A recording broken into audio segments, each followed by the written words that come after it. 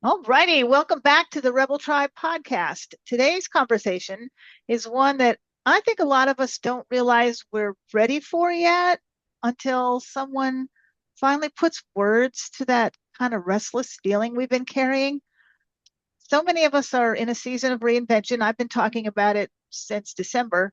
We're changing how we work, how we live, what we want, who we're becoming.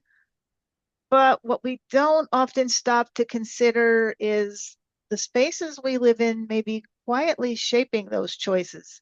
They can be supporting us, or they might even be holding us back. I can attest to that because my office is once again a disaster because we're painting again. And yes, I'm sitting here going, I need my space back. Right? My guest today, Kim Costa, has spent decades working in residential construction, design, real estate, and through that work, she has helped thousands of people rethink their homes, not just as places to live, but as foundations for clarity, confidence, forward momentum. She's the creator of the Wheelhouse Assessment. She's a host on American Dream TV and the author of the upcoming book, Live in Your Wheelhouse. So if you're thinking this is a conversation about decorating or renovations, not exactly. It's about alignment. It's about listening to what your environment is telling you about the life you're ready to build next. So let's dive in. Kim, welcome. Thank you. I'm so happy to be here. Thanks for having me. Well, like I said, I am living your book right now because my space is not my space anymore and it's driving me insane. You said most people choose homes based on aesthetics, not alignment. What exactly does that mean? Well, mostly what that means is a lot of people choose homes on the number of bedrooms and their price range and maybe the neighborhood or the area that they want to be in. But beyond that, they don't do as much of a deep dive into what do I like to do for fun and what are the three places I go to most often, and considering each person in the family or household, if they're partnered with somebody, what their likes are as well. So, it's about picking a home. That statement's more about picking a home because, oh, it has beautiful quartz countertops and it has a swimming pool, but perhaps one didn't consider the bedroom arrangement or the noise level or things like that, deeper things. And when did you realize that our physical space might actually be shaping our confidence, our decisions, maybe even our sense of purpose? Well, I think it really was an awakening way back in 2001. I was living on a beautiful horse farm. So aesthetically, really, really pretty, like to die for. But I was riding horses and I'm a golfer. I was an accountant and I'm a people person. And I'm an extrovert and I was living out in the middle of nowhere. So I broke my back. So it's like I had whispers of like, gosh, I'm kind of lonely out here. But then when it came down to it, I actually got a broken back by living out of alignment with what I really wanted to do, which was keeping my feet on the ground, being around people. And so no matter how beautiful that house was, it really was not a fit for me so much. And the wake up call was me breaking my back doing something I never should have been doing. And I'm sitting here thinking, where is this place? I want it. I want it. Oh, it's beautiful. It's called Clarity Farm, and it provided a lot of clarity for me. So we talked a bit about your book, Live in Your Wheelhouse. What exactly does living in your wheelhouse really mean? Kind of beyond the literal home. What does that mean? Well, it's more about just the home. So the tagline or the byline for the book is an empowering guide to stay, go, or reno. And it's a metaphor for the house being a representation of yourself, like your true self, where you are in this stage of life. So stay, go, or reno is not just about the home. It's also about like how is your life changing? How do you want it to change? What do you want the next 5, 10, whatever years? Like retirement it forces some changes, and empty nest forces some changes. Getting married, having a baby, these are all life changes. And so it's really like your home as a representation of you in this moment, not 5 years ago, 10 years ago, but how you really want to be living. That makes sense. I'm going through a transition myself, as we discussed before we started recording, of my husband retiring. And many of my listeners, my audience is mostly 40 plus women. So Mhm. many of them are reinventing themselves right now. They're having that major life shift. The kids have moved out, the husband's retiring, they're retiring. How does our environment either support or sabotage reinvention, especially for these women that are in midlife? Well, I can really relate to this quite a bit. A lot of my clients are from midlife to retirement. My husband is retiring. He's a bit older than I am. And I am, I've reinvented myself, so I'm going to keep going. But certainly can relate to this stage of life. And what I think the biggest thing is for folks that are getting to that retirement age, or they've raised children and they've done everything for them for decades, or they've worked in a career for decades and they've done everything for everybody else. But now it's time for them. It's time for them to think about, what is it that I've always wanted to do that I wasn't able to do because of other commitments? Maybe they're financially well off and they can start to travel, or they always wanted to have a house at the beach. And so they downsize locally and get a house at the beach or the mountains, or they want to visit their children and grandchildren who have perhaps moved away. And so they need a lock and leave kind of place. So, really, when you hit this point in life, I think it's amazing because we're living so much longer now.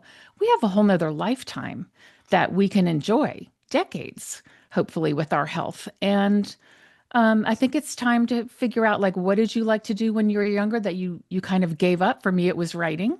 I started writing again. My husband's a golfer, and so we travel and play golf. I like to golf. Um, so I think you hit a certain point at, in your late 50s, which is where I'm at, and 60s and 70s, where it's time to figure out, like, while we're healthy and while we have the time and perhaps some money saved up, let's go do what we weren't able to do all those years. Okay, that actually again makes sense because we are living in our little dream house.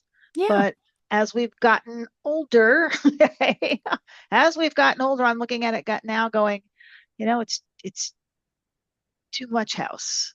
It's Mm, too much house. It's too big. The kids live far away. They don't really, they have their own careers. So we go mhm. visit them as opposed to them come visit us. Right. And it's a lot of work. And I thought I would live here forever. And now I'm looking at it, maybe not. Maybe not. Right. Well, that's how it starts when it's just a little bit of discomfort or frustration with something.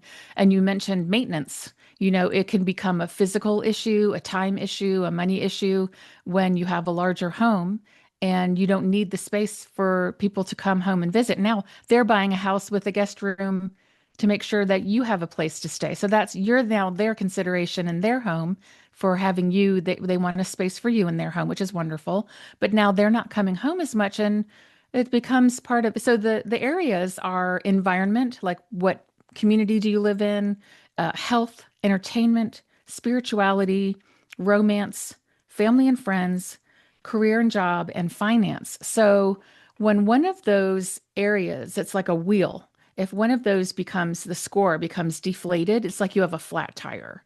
And so as your life changes, your home kind of needs to change too. And if not, you'll start to feel frustrated or discomfort. And then you have to figure out, is this discomfort strong enough where we need to move? Or if my primary's on the main, can I just shut down the upstairs, so that they don't waste utilities and hire someone to do the yard and you can still live there? It's just becomes a weighing of all those areas. Lots to think about. Yeah. You've worked with everybody from executives, entrepreneurs, families. What patterns, or are there patterns? Do you see patterns in homes where people feel stuck or burned out or disconnected from who they're becoming? Yes. It mostly shows up as frustration. Um, Frustrated, like I've seen people walk into a kitchen and kind of start to argue with each other a little bit. And it's not necessarily about the kitchen, it's about changing lifestyles and perhaps a difference in what one person wants than the other in their lifestyle. And so they need to come to some sort of compromise. And that happens all the time when looking at homes. But I often see it as little points of pain points, frustration, discomfort, loneliness, health issues. So that shows up as emotions. And sometimes people can't put their finger on exactly, what's going wrong. Like I have a lot of friends and clients who are now becoming empty nesters, and they're just like, what? They're kind of lost for a couple of years until they find their footing again. And it shows up as, tears. I miss my kids. What's my purpose now? I have this big old house and there's no one here. And so sometimes the way that's solved is like, okay, well, I've started yoga now and I walk to my yoga place down the street, or I picked up painting again and they've turned study into a painting room, or like you started a podcast and now they're connecting with people all over the world.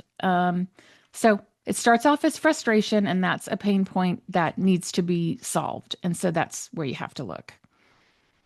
So, is there a way that our homes do keep us, maybe unintentionally, but they keep us anchored to an old identity that maybe we've already outgrown? Yes, it can be that way. I mean, it's really up to the each individual. There's no right answer that goes across the board for everybody. Some people do not want to give up those memories, and their kids maybe come back and they want four bedrooms. I just helped a client friend upsize um, in later life because she wants her grandchildren to come back. I've helped people get a beach home or a lake home because it's a destination and they think the kids are going to come back. And some people just don't necessarily need to move or don't want to move because they do have all those memories. They do want their children to come back and be able to walk into their old room, or, bring the kids back and things like that. So it is individual for everybody. Some homes can keep you stuck, like especially financially, if perhaps you're looking to retire and you have a large investment in a home, and you could pull some of that money out and put it into, your savings to live off of. That home is keeping you stuck as far as, draining your financial resources. And that can happen in any one of those 8 areas. So, if we can't move Mhm. or we don't want to move and we can't renovate, are there things we can do? So, maybe small but Yeah. meaningful shifts that we can make to change the energy or change the function of our space? Absolutely. There's a whole array of things that you can do. And so I've had clients, let's see, they had 3 kids. And so they just needed a smaller dining room. And then they had a living room that ran the whole expanse of a house. And then the kids all started getting married and having children. So they went from a family of 5 to needing, 12 and growing. And so they switched the dining room with the living room and put the table along the fireplace. It was really cute.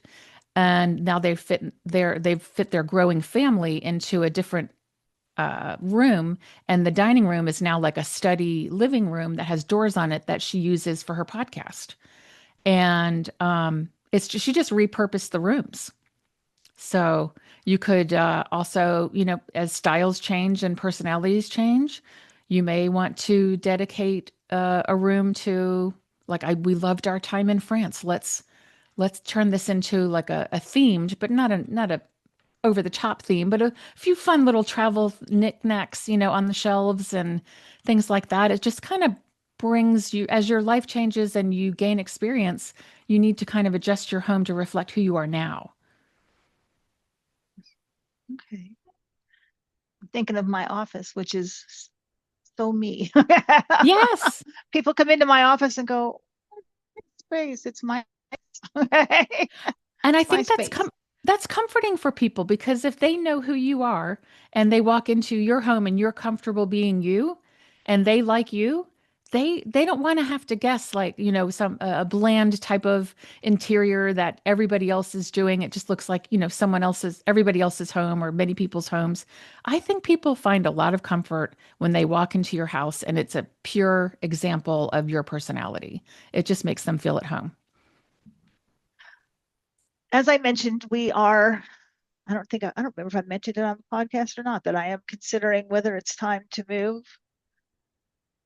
But I have a lot of emotional attachment to this house. All of my grandkids they were raised here pretty much. My Hmm. kids lived here.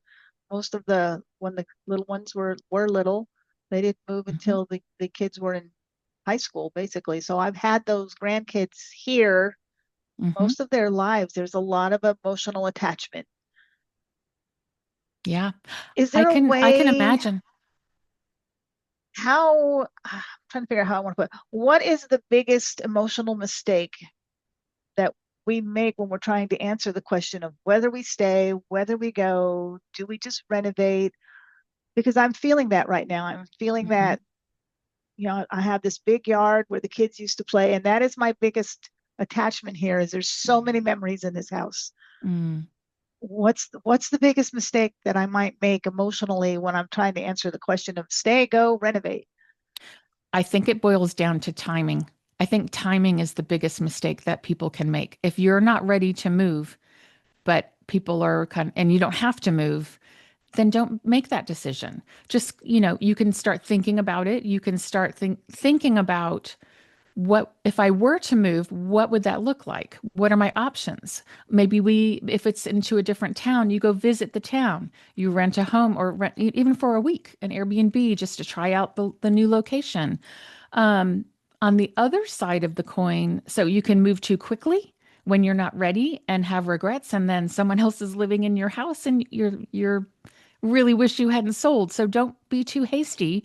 But then at the same time, I have had some clients who waited way too long to move, and it became a health issue, um, and became a hardship on their children, to clean everything out and things like that. So I really think there's a sweet spot that you have to consider as to when is the right time to move, and it's somewhere between when you're getting the idea of the things would be better if we had a smaller yard and if we lived closer to an airport or whatever your criteria are, you start to think about what would be a better way to live.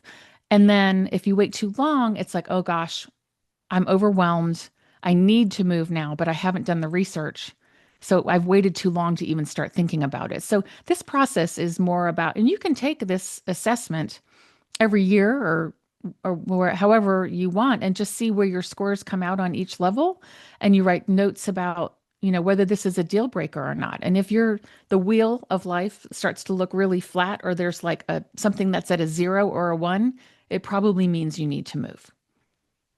Okay, Mhm. need to check that out. I'm so glad that I am like in this period of my life because I can Yeah, use myself as so many examples I here. love So it. Yes. when the kids left, that one lives, well, they live like across the country now. Hmm. Um, and I was like, well, they'll come back and visit. And I kept their rooms and everything for the longest time. And then finally, I was like, they're not coming back. It's impossible for them to travel with their kids. Their kids are in school. They have jobs. It's so much easier for my husband and I, who he's retired now. I work from home, so Hmm. we can go whenever we want to.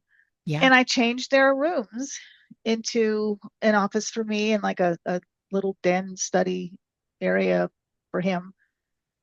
And somebody commented on that what was I going to do when the kids came back to visit, and actually kind of made me feel a little guilty Oh no. because I wanted a space for me now. I Hmm. mean, I had them here and then I had the grandkids here for years. So now I wanted a little space for me. How do you advise people who are feeling that little guilt, or how do you deal with the people that are trying to make us feel a little guilty because we're at that point in our life where we want a little bit more us from our space or from our life.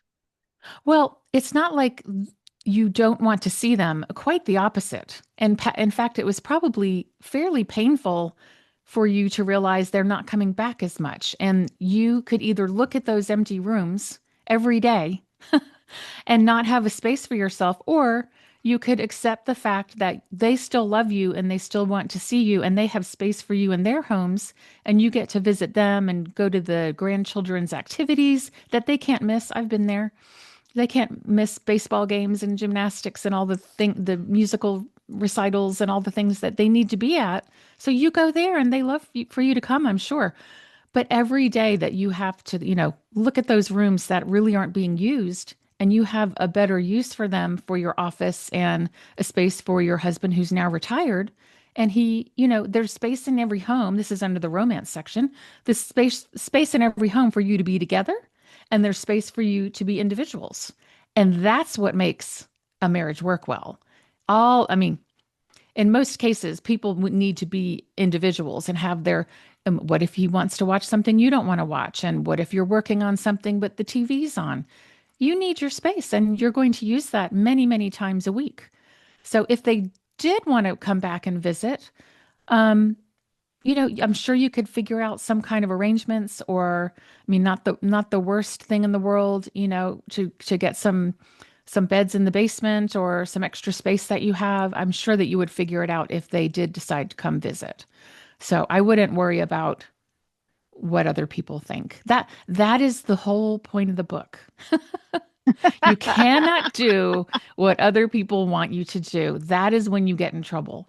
Because how many times a week would you say, gosh, I wish I had somewhere to put all my papers. I keep working at the kitchen counter and I have to clean up for dinner every single night. And now I'm all confused as to where I was at in my project. That's an everyday complaint that you would have.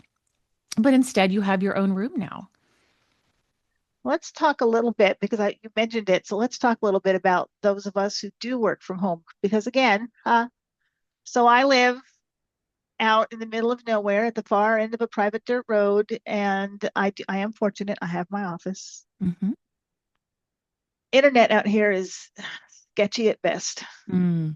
but and I have had to walk around with my computer like, where's the best spot Can you that hear I me might now? get a connection? It's a little crazy.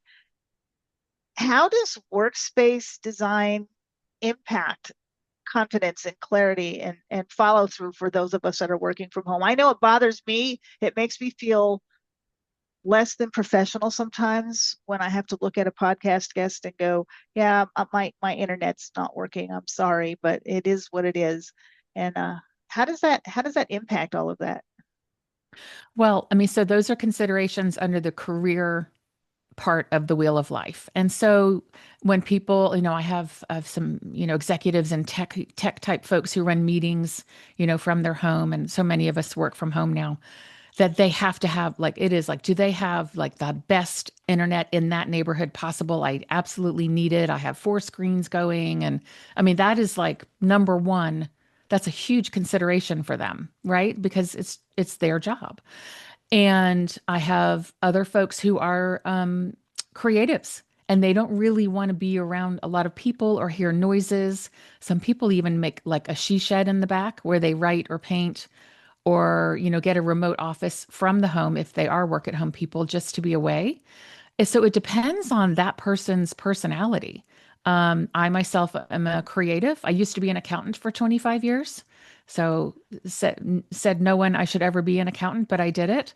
And I was okay. I was good at it, but I was not meant to do it for 8 hours. So my office has lots of light. I have several creative projects going on. So I have tables, but then, a podcast space.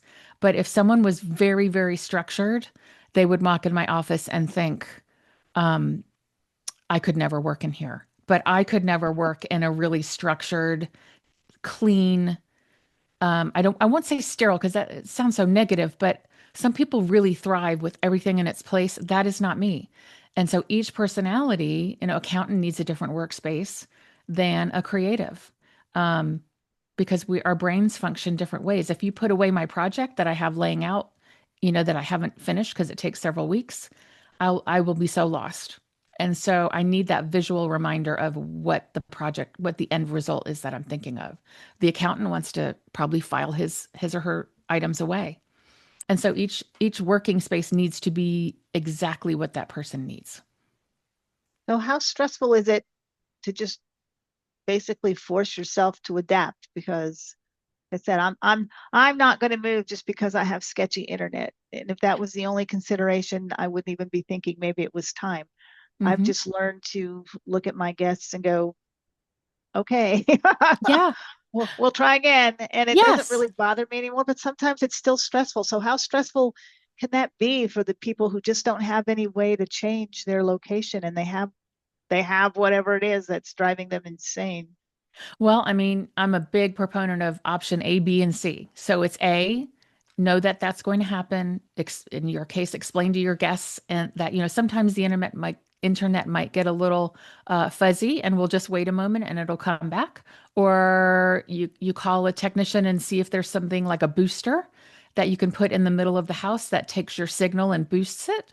So option B or option C is go to a little co-working space that have those amazing uh, Wi-Fi signals and little private rooms where you could bring your laptop computer and your headphones and maybe your microphone and just spend the day batching your podcasts. So you certainly not necessary to move from a beautiful place. Sounds lovely at the end of a lane, nice and quiet and peaceful. Oh my gosh. So you just have to figure out another option to fix that problem if there is one.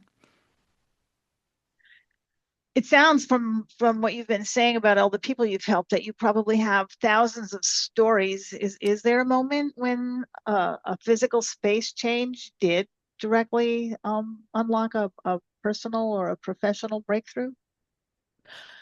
Let's see. Let me think about this.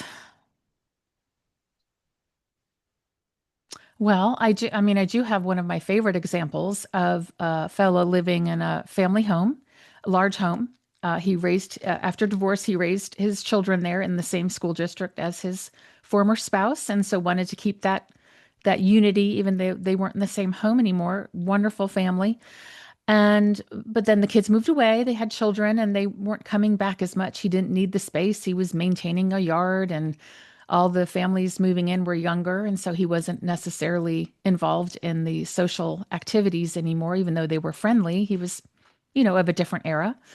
And so we sold that home and moved him to within walking distance to a little cute little downtown area where he could walk and meet friends for dinner and a lock and leave townhome. And he started traveling to his family home in a different state and ended up buying, since he downsized, he ended up buying a second home there. And now he travels all over the world. And I get photos of where he's been and him with his grandchildren and weddings and different places in the world. And he's just living his best life. He was kind of bored and lonely prior to that. Now, those are my words in a perception. He just needed a lifestyle change. And nicest person. And I think he's just, living his best life now. So I think it was a product of his environment. Oh, glad to hear that worked out for him. I know what it's like when the kids all move out. Yeah, many of us do. Mine are gone as well. You mentioned that our spaces can even influence our spirituality, and I find that kind of surprising, actually. How does that work? How do intuition or faith or inner knowing show up in a way that people relate to our homes? Well, so of the 8 areas, this is probably the one I see the least, but I do think it's an important area. And it is the number one area for some folks who, for example, in a town fairly close to here where I grew up, there's a large Jewish community, and many of the members of the synagogue need to walk to services. And so that is the number one reason they're buying that home is its proximity to their synagogue. So that's, one example where it would be primary. But in most cases, spirituality is your comfort level, the amount of nature that you have around you, your groundedness. If you are a churchgoer, is it close enough? I once lived in a home that my church was over half an hour away. It took me longer to get to and from the services than I actually was there. And so, having friends over for different meetings, it was a long way to drive. And so it really prevented me from hosting anything at my home. So that did affect my spirituality. So on that farm, I think I rated I rated that very high for the environment as far as spirituality because the geese would fly over and the deer would be walking through. And it was like I was one with nature out there. And so the spirituality aspect of that home was more about being one with, um, you know, the nature and the earth, and so that was spirituality to me. So that it's just they say that it's definitely not like the first thing that you think of, but the key to happiness is finding something bigger than you, whether it be helping other people or feeling, you know, enjoying nature and things like that. That is like one up on Maslow's hierarchy. That's getting up towards the top. So if you do have that element in your home and everything else is going well, it's like the cherry on top of the sundae. So do you think our homes can maybe be signals that are nudging us towards the fact that it's time to change, maybe before we even consciously admit that we're ready? Yes, they can be. You can get the feeling that you're stuck in a phase of life, or that you're not even sure exactly what you want to do next, but you're just feeling that there's an emptiness or that something's just not fitting. And so, I mean, I think when you pull into your driveway, um, it could be who's in the house. It could be, so that's a foundational issue, which is myself. Who am I? Mastery. What skills have I mastered? Like, what am I good at? Mission. How am I helping other people? And then mate, like who's in the house with you? Who do you allow in the house? So sometimes, if you're pulling up to the house and you're getting a feeling like, oh, I'm going to be so frustrated with this or that, then that's a stuck feeling that's in your home with you, and that something needs to change. It could be not enough room in the kitchen. It could be mold, It could be um many, many different things. But as you pull up to your home, that feeling of being stuck or dread or lonely or sad, if that's how you're feeling in your home, that's a key indicator that something needs to change. I'm just sitting here thinking of we travel a lot and I'm good for about 4 days and then it's like, okay, I want to go home. Oh, yeah. I always say to my husband, it is so fun and great to go away, but boy, is it great to come home. You know? 4 days is about my limit. And it's like, okay, I'm Hmm. ready to go home now. Yeah, some people say 8, some people say 12, some people don't want to go anywhere. It's all individual. Everything's individual. It's just whatever floats your boat. Okay, so maybe I'm not ready to move after all. Okay. You know what? You know what's a great indicator, and this happens to me all the time.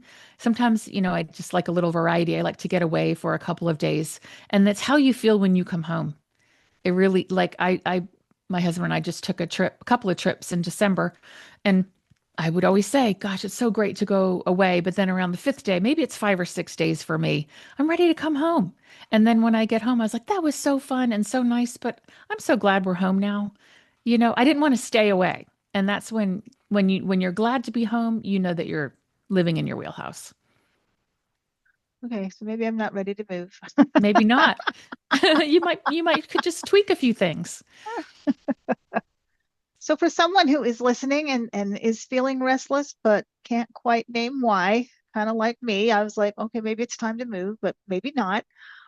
What's one question that they should ask themselves about their space after hearing this episode? Like this week, what's something they should ask themselves? Well, I think it's really good to be able to walk through their home.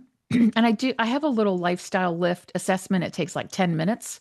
And if they want to print it out and or put it on their computer and walk through the home, it kind of guides you through each room and what is the function of the room, and is it meeting that function? Is there some type of rearrangement that could happen to help you uh, make that room function better? Is the function old? Like, is it no longer serving the purpose that it once did? And so maybe there's some space that's in, it could be even a corner of a room that's not being utilized. Like maybe a reading nook somewhere could be something someone uses instead of like it used to be the children's study desks. Maybe make it a cute little reading nook and put some bookshelves in there and make it your quiet space to read your favorite book or do your hobbies, your cross stitch or whatever it is you like to do. Um, so I just think, repurposing, remodeling if you have to. Um, and if you really, really are stuck and there is no way around it, like it's a location issue, like somebody got a job transfer or it's a health issue and the only answer is to leave the home, that's when it's perfectly clear. But otherwise, there are other options. And can we get a link to that assessment? Because that might Yes, be yes, great. absolutely. I will send you the link to that so that people can start to ponder. I think that's the best thing people can do is don't make a quick decision, don't wait too long. Just be looking at these things and you might be able to improve your lifestyle a little bit along the way and you won't have to go anywhere. Sweet. Yes. And I will post that in show notes, people, so that you can try that assessment. I might do that myself. You Yeah. never know. Yeah. If you could leave us with just one truth about reinvention and environment, what would it be? I think that your home should be a reflection of you, not just aesthetics, which is, I think, is really important. It makes people feel comfortable as they come in the door. It makes you feel at home. Um, It should be a reflection of you at your stage of life and the functions of the rooms, the decor in the rooms, um, and the aesthetics need to match exactly what you're needing in that lifestyle. And I think you can't go wrong if you just examine that. I mean, um, most likely you're going to stay put. But if you can tweak a few things and get, 5 years of enjoyment out of a room that you wouldn't have otherwise used, if, for example, the old bedrooms that you had and you turned one into an office, you use that all the time now, as opposed to walking by and reminiscing um, about what was. You're living in the present moment and maximizing your potential in your home. Well, I'm really glad that we connected. And I really do thank you so much for this conversation because I have been feeling like maybe it's time. And so I know that if I'm at that stage in my life where I'm looking at, okay, I live in the middle of nowhere on a dirt road in a big house and I'm old. Do I really want to stay here? And after talking to you, I think maybe I do. That's good. But I think there are a lot of people out there listening that are going to walk away seeing their homes and themselves a little differently. So if today's episode stirred something in you, my Rebel Tribe ladies, I want to invite you to pause before you rush out to fix anything. I'm going to post the link to that assessment. Please take it and walk through your space this week and ask yourself one simple question. Is this environment supporting the person I'm becoming, or is it reminding me of who I used to be? And you'll find the links to all of Kim's work, the assessment. And do we have a link to your upcoming book? Yes, it's a pre-order link right now, and very, very soon it'll be an actual order to live in your wheelhouse. It'll be out in March. Great. So I will post links to the assessment and the pre-order link to the books in the show notes. And please, if this episode resonated, you know what to do. Share it with someone who's in that season of change. Leave a review. It helps more women find these conversations when they need them the most. And as always, thank you, ladies, for being part of the Rebel Tribe, where we don't follow the script, we rewrite it. And I will see you next time.